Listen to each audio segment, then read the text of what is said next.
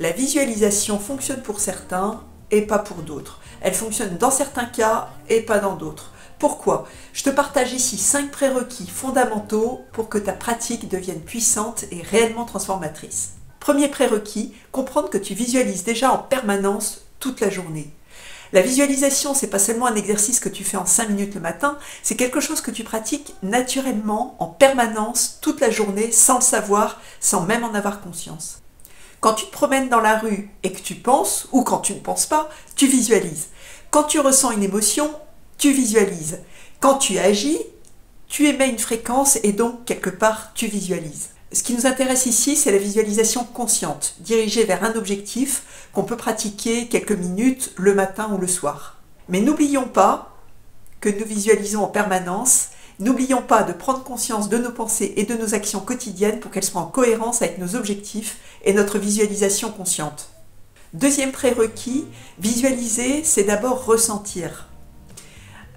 C'est vibrer une certaine fréquence pour attirer une manifestation alignée avec cette fréquence. Cette manifestation peut être physique, par exemple je veux attirer une voiture, mais c'est avant tout une énergie. Je veux vibrer l'abondance, je veux me sentir en expansion ou tout simplement je veux me sentir bien. Donc la première question à se poser pour bien visualiser, c'est qu'est-ce que je veux ressentir? Comment je veux me sentir en manifestant mon désir? Est-ce que je veux me sentir en paix, paisible, ou est-ce que je veux me sentir en expansion, ou est-ce que je veux me sentir passionné et intense? La palette des émotions est infinie.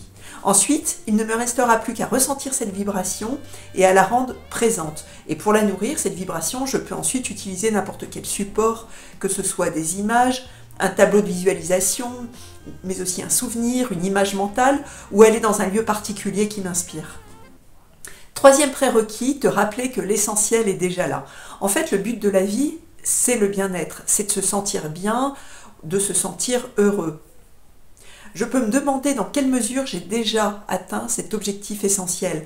Qu'est-ce qui, aujourd'hui, nourrit déjà mon bien-être? Qu'est-ce qui me rend heureux aujourd'hui? Qu'est-ce qui me permet de me sentir bien? Dans quelle mesure j'ai déjà dans ma vie la vibration que je cherche à manifester avec mon désir?